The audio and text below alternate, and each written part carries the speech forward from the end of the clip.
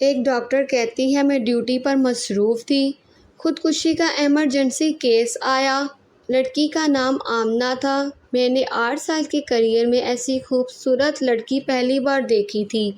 وہ بے ہوش کی حالت میں تھی۔ اس کو اٹھا کر لے آنے والے اس کے والد تھے۔ والد ماشاءاللہ بہترین پرسنالٹی کے مالک تھے، مگر بیٹی کی حالت نے ان کو اس وقت بے حال کر دیا تھا۔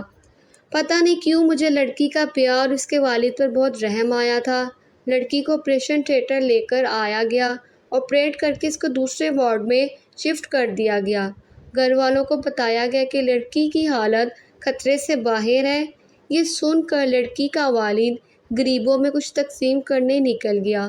میں نے اس کی والدہ کو آفس میں بلایا اور پوچھا کہ آپ کی بیٹی کو کیا ہوا ہے۔ مختصر لڑکی کی والدہ نے جو مجھے کہانی سنائی وہ کچھ یوں تھی کہ ہماری بیٹی نے ٹیکسٹائل انجینئرنگ کر رکھی ہے۔ سارے والدین کی طرح ہماری بھی خواہش تھی کہ ہماری بیٹی بھی اپنے گھر کی ہو جائے۔ چنانچہ ہم نے آمنہ کی پسند پوچھی۔ ہماری بیٹی نے مشرق لڑکیوں کی طرح بولا کہ جو آپ کا فیصلہ ہوگا وہی میرا فیصلہ ہوگا۔ اس نے سارا اختیار ہم کو دے دیا۔ آمنہ کے رشتے کی بات چلائی۔ آمنہ کو دیکھنے ایک فیملی آئی۔ لوازمات اور خدمات سے مستفید ہونے کے بعد عورتیں آمنہ کے کمرے میں گئیں۔ ایک نے آمنہ کے ہاتھ سے چائے پینے کی فرمائش کی۔ اس کے بعد وہ لوگ چلے گئے۔ چند دن بعد بغیر کچھ بتائے رشتے سے انکار کر دیا۔ آمنہ کے لیے پہلی بار تھا جب وہ ریجیکٹ ہوئی، مگر ماں باپ کی تسلی نے آمنہ کو بہت حوصلہ دیا۔ ایک بار پھر آمنہ کو دیکھنے فیملی آئی۔ چائے پینے کے بعد اجازت چاہی اور کچھ دن بعد یہ کہہ کر انکار کر دیا گیا کہ لڑکی کو مہمان نوازی نہیں آتی، کیونکہ اس نے لڑکے کی ماں کو ٹیبل سے اٹھا کر چائے پیش نہیں کی بلکہ عام مہمانوں کی طرح ٹیبل پر چائے رکھ دی۔ اس انکار کے ساتھ آمنہ اور آمنہ کے والد بھی اندر سے ٹوٹ پھوٹ گئے۔ اللہ کی رضا سمجھ کر صبر کیا۔ کچھ دنوں بعد ایک نئی فیملی آئی۔ اس فیملی کے بیٹھتے ہی آمنہ نے ان کے پاؤں کے جوتے بھی اتارے اور اس جگہ چائے پیش کی۔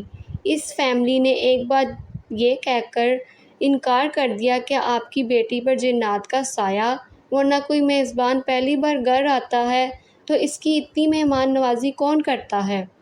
پچھلے 8 سالوں میں سے جو ظاہر رشتے آئے، آمنہ کے لیے کچھ نے یہ کہہ کر انکار کر دیا کہ آمنہ کی عمر زیادہ ہو گئی ہے، اور احسان جتاتے ہوئے کہا اگر آپ زیادہ مجبور ہیں تو ہمارا ایک بیٹا ہے جس کی عمر بہت زیادہ ہے، جس کی اپنی دکان ہے، اس کے لیے ہم آمنہ کا رشتہ قبول کرتے ہیں۔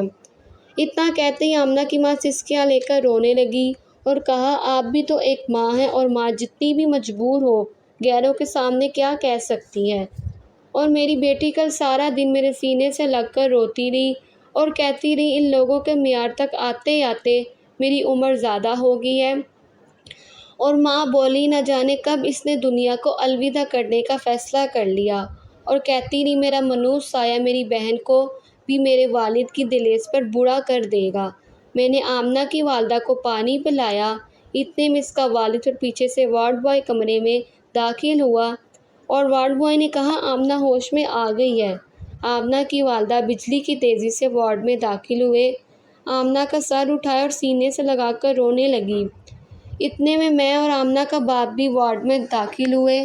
آمنہ ماں کو چھوڑ کر باپ کے گلے لگ کر رونے لگی اور کہنے لگی بابا بیٹیاں بوجھ ہوتی ہیں، بابا آپ نے مجھے کیوں بچایا، مجھے مرنے دیتے تاکہ میرا منوس سایہ گھر سے نکلے اور گڑیا کی شادی ہو، نہیں تو وہ بھی آپ کی دہلیز پر پڑی رہے گی اور بوڑھی ہو جائے گی۔